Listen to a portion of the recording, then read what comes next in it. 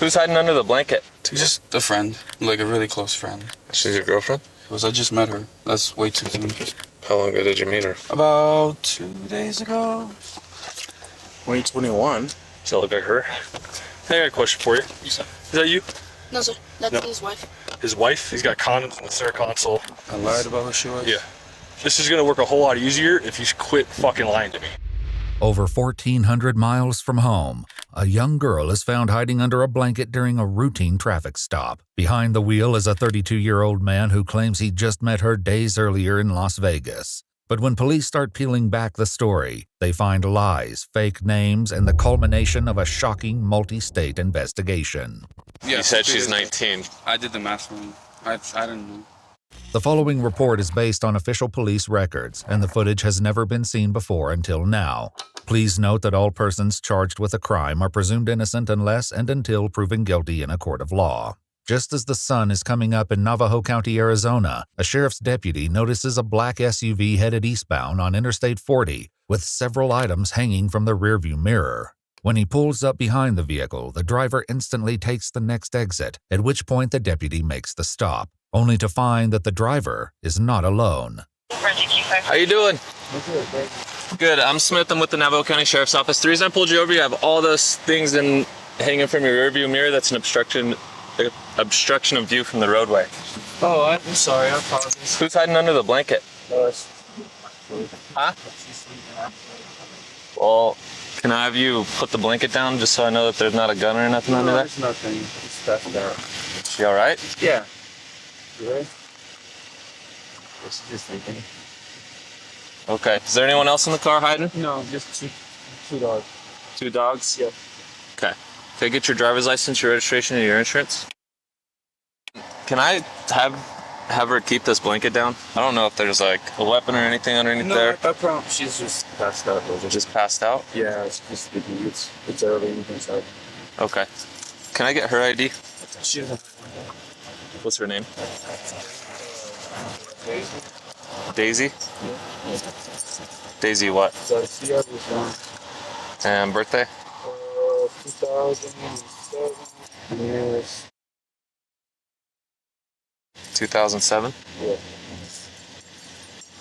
Yeah, it's like Daisy Garcia Guzman? Okay. Alright, can I have you come on back? I'll give you a written warning. The driver, Raul Alexis Arellano Romero, is patted down and taken to sit in the deputy's front seat. But it's the identity of his female passenger that will turn this routine traffic stop into a morning of mystery. You're not gonna lock me in here, actually. You got a handle. How's your day going so far? Pretty good, not too bad. A little tired, but not too bad. Gotcha. Where are you coming from?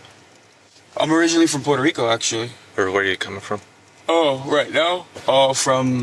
So I traveled to Las Vegas. Mm-hmm. And I'm on my way back home to New Mexico. Gotcha. So you don't live in Alabama anymore? No, I don't. That's not how you get to New Mexico. Well, I had to kind of stop a little bit because it's starting to get tired. So I thought I could find somewhere here, but I guess there's nothing here. Thought that was possibly a gas station.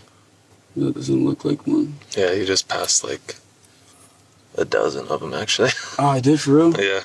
I feel very, very weird being in your car right now, I'm not gonna lie. What is that? Would you rather stand out in the cold? I mean, I could have just stayed in the car. It's just kind of weird. I've never been invited into.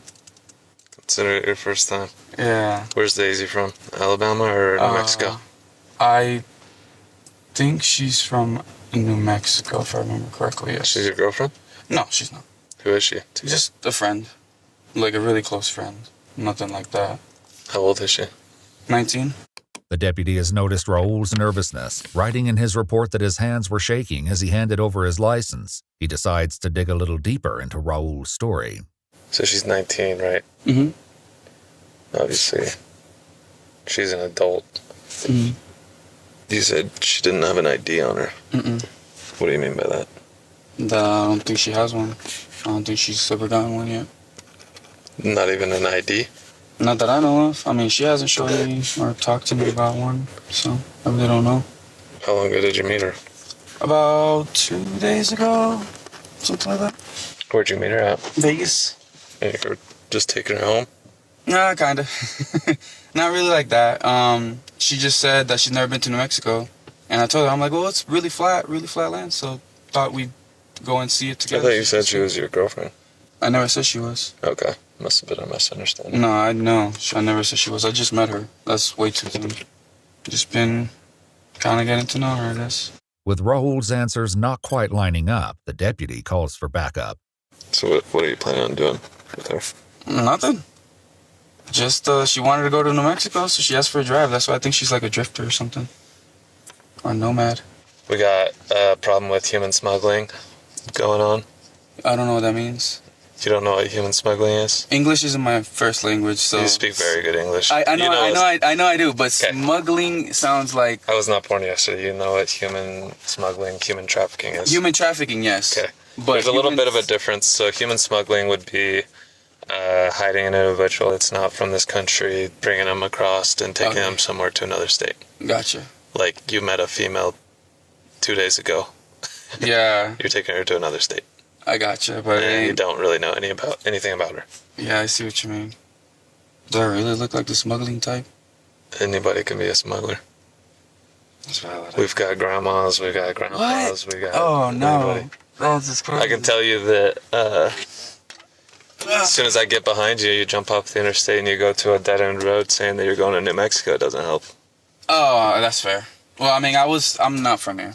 To get to the bottom of things, the deputy turns to the girl for answers. Do you have an ID on you, Daisy? No, sir. And what's your last name? Garcia Guzman. Okay. What are you doing with him? Just going to visit some family. When did you meet him? A long time ago. A long time ago. Couple years ago. Okay. As a canine unit arrives on scene, the police gather Daisy and Raul together so the drug dog can sniff the vehicle. The deputy takes the opportunity to again ask a question he's gotten two different answers to. How old are you, Daisy? I'm 17. You're I 17. thought you were 19. Well, I'm 2007. 2007. With the internet. Oh, well, man, I did the math wrong. With that odd excuse hanging in the air, the canine deputy comes back with news that adds yet another wrinkle to this traffic stop. All right, y'all. So my canine's trained to detect four odors, okay? Cocaine, methamphetamine, heroin, and fentanyl. You indicate a positive alert to the vehicle. Having said that, have you guys been in contact with any of those drugs? Like, with any, no.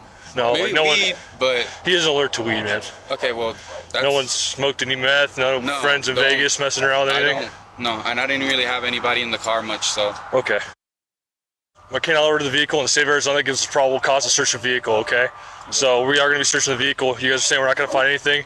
No tutors, no paraphernalia, nothing like that? Nothing. Okay. As they prepare to search the car, Daisy and Raul are separated once more. Daisy, can you come here real quick? Maybe at most... Can I search you real quick? Like, weed, but nothing like crazy Okay. or anything like that. You got nothing on you? No, sir. I'm gonna have you sit in the front seat of my car, okay? Before anybody goes in here without me in there, I gotta put you in handcuffs, okay? Just so you don't grab any of my stuff. Just go ahead and put them behind your back. Wait, why are you... She's just detained right now. Because I'm not gonna be in here to watch her. She's just gonna sit in my vehicle. I don't need anyone going through my computer and shit. Oh, okay. As they begin the search, the deputies discuss the growing discrepancies in the pair's stories. So she's hiding under this. Yeah. And like I pull it up, she looks young. He says she's 19 and they met 2 days ago. She says they met a long time ago and that she's 17. Okay. And they met in Vegas and he's taking her home to New Mexico. Or to New LPRs Mexico. have him in Idaho, and he said he only went to Vegas. Interesting. He's got knives all over the place. I definitely CCH. She has no luggage in the car. Oh, there's the weed. But at the moment, the deputies are more interested in finding out the truth behind Daisy and Raul's situation than what they found in the SUV. Now that you're not next to him, have you seen him use any drugs over the past couple days? No, sir. No. And how old are you? 17. Okay, so did you get him a fake ID? No, sir. Did you give him a fake name and date of birth? No, sir. So why does the date of birth that he ran come back to someone who's 19? You don't know? Okay, how long have you known him? Multiple years. Multiple years? Okay. And how old is he? Not sure. Do you know his full name? Raul Alexis Arellano Romero. Okay. Is that your boyfriend or no, just a friend? We're kind of like family. Okay. I'm gonna ask you a personal question. It's up to you if you want to answer. Have you guys had any kind of sexual contact or that? No? Okay. The cops note that a fake tattoo on Daisy's neck is wearing off, giving them more reason to suspect that she might be younger than she's letting on. Meanwhile, the other deputy turns up the heat on Raul. Can you relay exactly what happened this weekend What do you mean? with her and your travel plans and everything like that? Why? Because it's not adding up. I've talked to her, talked to you. I'm getting two different stories. I just want to figure out what actually happened so that we can go on from there. Okay, what did she say? I'm not going to tell you that. Well, I mean, I feel weird answering. I just told you I told you what happened. So you met her 2 days ago. Yes. You went to Vegas. You met her 2 days ago. Yes. Well, You said she's 19. She's 17. I did the math wrong. I didn't know. And what are your plans with her? Because it Nothing. doesn't make sense that you're going to take her to New Mexico, but you're not going to take her home. No, I am taking her back. I travel a lot. So I just going to New Mexico for a little bit. I'm going to see my mom. My dog just died. One of my dogs just died, or my mom's dog just Well, died. what are you going to do with her? You said you're not taking her to your mom. Not like to stay. Not like that. No. She's going to get a hotel, I'm guessing. I really don't know. With what money? I didn't really think about that, to be honest. I guess with mine. Anyways, at this point, I feel like I need a lawyer because I'm feeling a little harassed. I'm not going to lie. You're not being harassed. You're detained I know, at this but point, okay? You're going to go in the back of one of these cars. Seems a little sketchy. So I'm No. saying You'll be fine. started off with You'll be fine. Sure.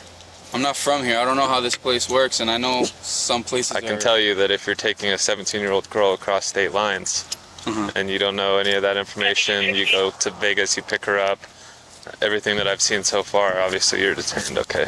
The deputy will soon discover the truth behind Daisy's identity, but it will take some work to get past what he believes is possibly Raul's coaching.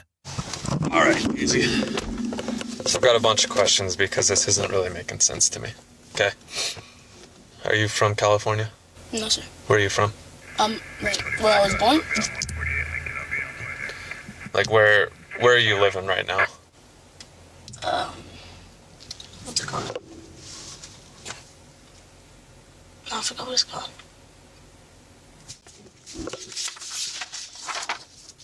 Just be honest with me, please, because we will figure out everything, okay? Just please be honest with me so that it's not any more confusing than it needs to be. Can I get your real name? We're going to get a fingerprint scanner here. We're going to get a fingerprint scanner here. Do I have to do it?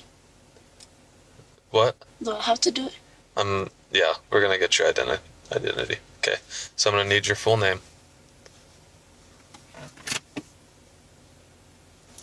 Here's the thing, Daisy, or whatever your name is. You're not in trouble right now. We are the police. We're here to help you. We're not here to get him in trouble, but you're 17 years old.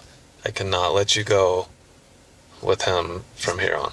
Okay, so we need to figure out who you are and where we can help you go. What's your name? Daisy.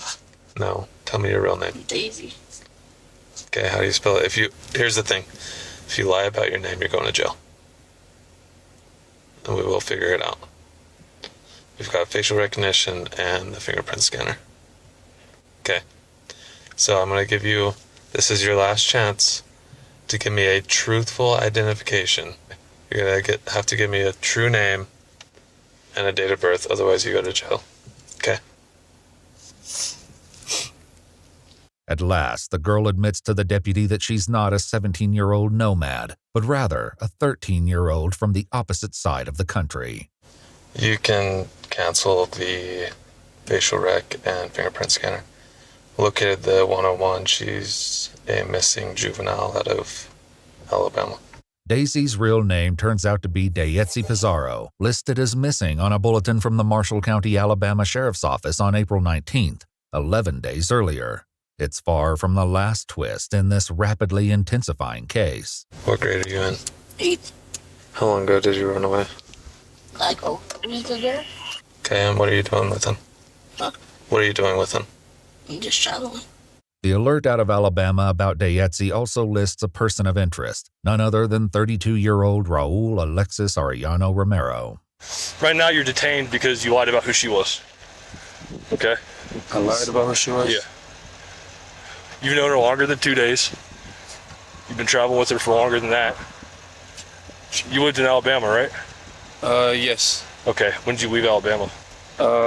Wow, a while ago. How long is a while ago, man? Like a while. Like years? Months. Months? Like months. Like we're talking about maybe 8 months. Okay. Almost a year. 2021. Does that look like her? I don't know. Hey, I got a question for you. Is that you? No, sir. That's No. his wife. His wife? Yeah. Okay. It's his wife. So has she been with you ever since you left Alabama? No? Okay, so when did you pick her up? Like 2-3 days ago. I know, see, dude, this is gonna work a whole lot easier if you quit fucking lying to me, okay? I know you're lying to me, bro. We already know that you've been with her for longer than 2 days. So are you gonna tell me how long you've been with her? Wait, what makes you think that you know that Here, I've been here's with the her? thing. I'm done with talking with you. Sit in that car. I've already talked to her. I got all the information that I need. But when the deputies get on the phone with authorities in Alabama, they learn that there's still much more to uncover in this disturbing case. It looks like it says she left around like in the morning while the family was asleep. It looks like it was from 7/28/2024. Exhaust tunnel? And she was reported missing. It turns out that this is actually the second time Raul has been accused of taking the girl on an unauthorized road trip, and the deputy gets on the phone with authorities in Massachusetts to learn more about a pending case from last year. So we had a kidnapping case here in Massachusetts back in, I believe it was in July. He drove all the way over here and picked this child up who was here. She was here on vacation with her mom, her biological mom. He came here and picked her up and took her out of state lines. We were able to, with help with the state police, we were able to find them out in like Virginia somewhere, and he was arrested. He was in prison for some time. His case is actually coming up soon. I was just on the phone with the DA. I was not aware that she was on the run again with him. Yeah. I'm glad you guys found her. Thank you guys. I'll be in touch. Give me a little bit of time. I'm gonna be in touch with her parents as well as the DA's office here, and I'll call you guys back. Raul is transported to the Navajo County Sheriff's Office for questioning, while Dayetzi is taken to the Family Advocacy Center in Show Low to be given a forensic interview. I know it may seem like it, but you're still not in trouble, okay? We're not charging you with anything. They're probably going to have to arrange for a way to get you back home, and I don't know what your relationship is with your parents, but maybe get you in contact with them, if that's what you want. In her interview, Dayetzi says she met Raul 2 years ago through her older brother. They began communicating through online games like Fortnite and Call of Duty, where she told him that she wanted to take a trip to Vegas. He picked her up outside her house, and they stayed the night in Tennessee and Montana before finally arriving at a hotel in Henderson, Nevada. She insists that they slept in separate beds and had no intimate contact, and while some items of interest were found in Raul's vehicle. He's detained right now because he's in the prison. He's got condoms in the center console. He's talking to her still. No charges regarding a physical relationship have been filed. Meanwhile, at the sheriff's office, Raul is less than cooperative with the detectives. We've been talking to Dave. We've been getting all the information she has. So we've talked to her, and now we want your side of the story. I want to hear from you, right? What's going on? So, can you start at the beginning? Honestly, I have nothing to say. What do you mean by that? Exactly that. The straightforward meaning of nothing to say. I don't feel comfortable enough talking to you guys, especially after all of this. This was just a stop because I had stuff hanging on my mirror, like, the mirror to look in the back. And then it went for, all of a sudden it turned into like they were checking to see if my car had drugs, and it got completely blown out of proportion. So I don't feel confident enough for any of you guys, to be honest. With Raul unwilling to talk, the detective reveals what comes next. I don't know if they told you there, but there was a warrant for your arrest for kidnapping. nationwide extradition. So you will be booked into the Navajo County Jail that you went to earlier for that warrant, okay? Raul Alexis Arellano Romero was transported back to Alabama the next day, where he was charged with interference with custody. Arellano Romero's case remains open and ongoing. Psychological analysis of the criminal behavior in a child abduction case overview. This case involves a 32-year-old man, Raul Alexis Arellano Romero, stopped by Arizona deputies while driving a black SUV hundreds of miles from home. A teenage girl was found hiding under a blanket in the back seat. The driver repeatedly lied about their relationship and the girl's age and identity. He claimed she was a 19-year-old friend named Daisy, whom he'd met 2 days earlier. But authorities eventually learned the girl was actually a 13-year-old runaway named Dietzi. The suspect is linked to prior child abduction cases and has been charged with kidnapping. An analysis of his actions and behavior reveals classic patterns of grooming, deception, and control characteristic of child sexual offenders. Raul's behavior during the stop exhibited hallmark features of a predator's grooming and manipulation tactics. He immediately hid the girl, Daisy Dietzi, under a blanket and insisted she was merely sleeping. He lied about her identity, claimed she had no ID, and called her by an alias. He also misrepresented his intentions, saying he was giving a ride, misrepresented their relationship, just friends, not even dating, and hesitated about basic facts. Meanwhile, he displayed nervousness and gave inconsistent statements, a sign of conscious deception. When pressed, he insisted the situation was innocent, that he just met the girl and was helping her travel to New Mexico for fun. These tactics align with the known grooming process, whereby offenders gradually gain control over a victim through lies, flattery, and secrecy. Jurispro.com. Grooming and manipulation. Experts define grooming as a calculated, systematic process where an offender builds trust and emotional connection with a child, then exploits that bond to facilitate abuse. Jurispro.com. The suspect's approach fits this model.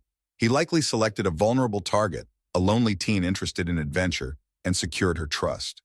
Research on grooming notes that offenders often target children with emotional needs, isolation, or low self-esteem. zeroabuseproject.org. Dietzi told investigators she had been communicating with Raul online for years via games and expressed a desire to travel. This suggests he identified and exploited her vulnerabilities, a desire for excitement and belonging. After initial contact, groomers build trust and emotional dependence. They may give gifts, attention, or promises of affection to make the child feel special. zeroabuseproject.org, victimsupport.org.uk. In this case, Raul offered Dietzi the opportunity for adventure and companionship. He presented himself as a caring guide, were kind of like family, and isolated her from others. Groomers often use the lover boy tactic, forming a faux romantic relationship to deepen control. Jurispro.com. Although Raul denied a romantic relationship, he implied a special bond and encouraged secrecy. Victim support experts explain that groomers try to make the victim believe they have a loving relationship, even insisting, "We're like boyfriend-girlfriend," to confuse the victim's perception. Victimsupport.org.uk. Dietzi's behavior, referring to Raul as like family and protecting him, reflects this influence. Over time, groomers seclude the victim physically and socially, isolating them from friends and family. Jurispro.com. Here, Raul was moving Dietzi across states, far from her home in Alabama and any support network. He claimed they'd met in Las Vegas and were en route to New Mexico, keeping her on the road for days. This geographical isolation, along with controlling information, claiming she had no ID and needed him, is classic grooming. By isolating Dietzi, he increased her dependency on him for safety and validation. Jurispro.com, zeroabuseproject.org. A critical grooming tactic is secrecy, encouraging the child to keep the relationship confidential. Jurispro.com. The suspect did exactly that by lying about who Dietzi was and discouraging her from revealing her identity. Groomers often use secrecy, gifts, blame, or threats to prevent victims from disclosing the abuse. Victimsupport.org.uk.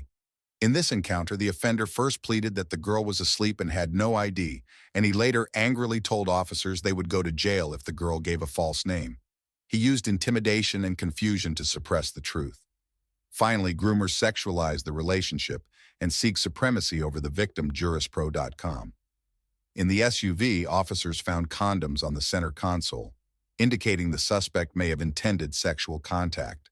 When the canine alerted to drugs, deputies quickly focused on the girl's actual age. The suspect's incredulity, "What do you mean 17?" and continued lying suggest he was trying to maintain power and avoid accountability. Groomers commonly escalate to sexual behavior gradually, normalizing it as an expression of mutual affection. zeroabuseproject.org, pmc.ncbi.nlm.nih.gov. Victim support resources note that offenders will say sexual contact is natural or consensual, manipulating the child into complicity. zeroabuseproject.org. In this case, once Dietzy's true age emerged, the officer stopped questioning her about being his girlfriend. The planned exploitation, as indicated by the condoms, may not have occurred yet, but it clearly was intended. Offender profile and psychological traits. The suspect's actions reflect traits found in many extrafamilial child sexual abusers.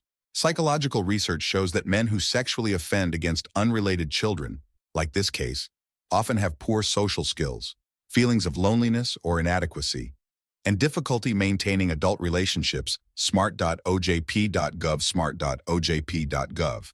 Many also exhibit pedophilic interests, a primary sexual attraction to prepubescent or early pubertal children.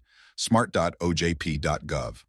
Pedophilia is defined in the DSM-5 as recurrent, intense sexual fantasies, urges, or behaviors involving children 13 or younger, in an adult at least 5 years older. smart.ojp.gov.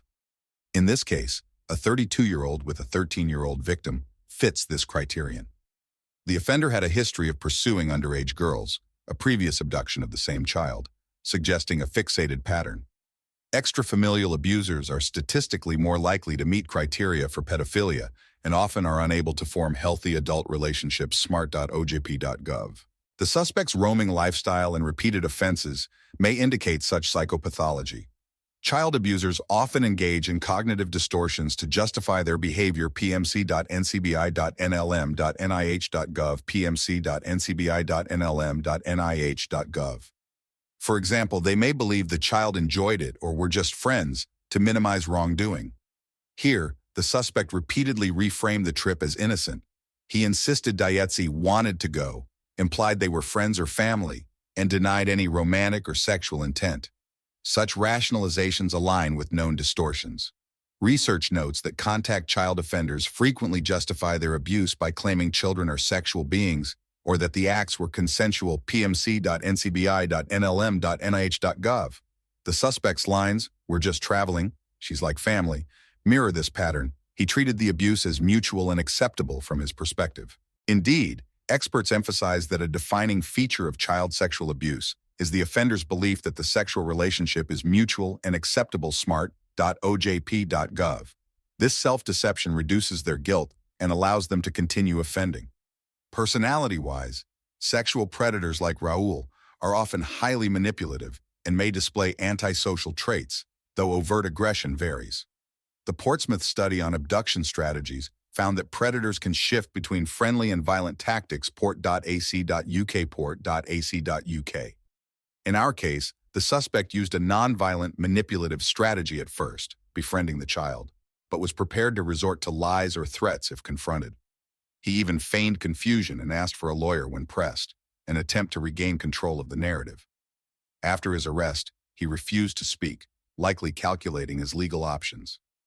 Such toggling between friendly seduction and intimidation, "You're not being harassed, you're detained," is common. Victim empathy is typically low in these offenders. Studies show contact child abusers exhibit significant empathy distortions, often blaming the victim or believing they deserved it. pmc.ncbi.nlm.nih.gov. The suspect here showed no visible remorse or concern for the girl's well-being. His focus was on escaping legal trouble. Even when the deputy offered help, "We're here to help you," he balked at being questioned and insisted on going home. This lack of concern aligns with the finding that many pedophiles have cognitive and empathy deficits regarding the child's experience. pmc.ncbi.nlm.nih.gov. Victim targeting and vulnerabilities. Dietzy's profile fits the ideal victim targeted by groomers. She was young, away from her family on vacation, and reportedly seeking excitement. Groomers often prey on youth who are away from home or have unstable family situations. ZeroAbuseProject.org, ZeroAbuseProject.org. The FBI and child safety researchers emphasize that predators select children who feel isolated or unloved, then fill that void. ZeroAbuseProject.org. Dietzy's willingness to run away and travel far for a chat acquaintance indicates she was vulnerable. The suspect offered exactly what she craved: attention, adventure, and a sense of being chosen. He likely reinforced her self-worth, telling her she was special, to make her trust him. The dynamic between Raul and Dietzy also reflects classic grooming of victims. Victims often experience emotional dependency and confusion, making them protect their abuser. The excerpts show Dietzy's responses were inconsistent. She first said she met him a long time ago, and they were like family, before later confessing the truth. This hesitation suggests she was coached or too intimidated to fully trust the police. Children in grooming situations often hesitate or refuse to disclose details to authorities, sometimes even covering for their abuser. Victimsupport.org.uk. Victim support literature warns that groomers want victims to believe they are in a normal relationship so the child won't tell anyone. Victimsupport.org.uk. That exactly occurred. Dietzy initially denied any romantic involvement and seemed reluctant to reveal her real identity, reflecting her misplaced loyalty and fear. Once adults or officers intervened, Dietzy needed care and forensic interviewing. Psychological research indicates that even after rescue, victims can suffer trauma bonding, strong emotional attachment to their captor, and may internalize blame. Victimsupport.org.uk. ZeroAbuseProject.org. Her repeated assurances to police that nothing sexual happened, while false, it signals trauma, and her encouragement of Raul's innocence are typical. Victims often try to normalize or minimize the abuse to themselves. In interviewing her, police likely used trauma-informed techniques to gently break her bond of secrecy. Interaction with authorities and deception. Throughout the encounter, the suspect's behavior exemplified strategic deception under stress. He lied about basic facts: her age, their relationship, his destination, and even tried to frame the conversation: "I feel harassed. I'm not from around here," to deflect suspicion. Criminal psychology notes that offenders often resort to denial and minimization when caught. ZeroAbuseProject.org, smart.ojp.gov. He insisted everything was benign, just a ride to New Mexico, and that he had done nothing wrong. In police psychology, this is seen as a control tactic. By denying guilt and making false claims of innocence, offenders attempt to appear compliant and credible. The deputy recognized these lies as inconsistent and pressurized him for the truth. Research also shows that child abductors frequently change their story when questioned. The Portsmouth study observed that offenders often shift from a friendly narrative to aggression if challenged. Port.ac.uk, port.ac.uk. Raul did something similar. When initially pulled over, he acted cooperative. When deputies smelled inconsistency, he became argumentative. "I feel harassed," insisted on a lawyer, cursing. This escalation is common. When the veneer of the story is cracked, predators can resort to anger to intimidate or shut down scrutiny. Legal and recidivism context. This suspect had a pending charge from a similar case. That he repeated the same pattern indicates high recidivism risk, as predicted by typology research. The OJP report on offender typologies notes that pedophilic abusers often reoffend, especially if their underlying fantasies and cognitive distortions are unaddressed. Smart.ojp.gov, port.ac.uk. His continuing to abuse the same girl over time suggests a fixated offender.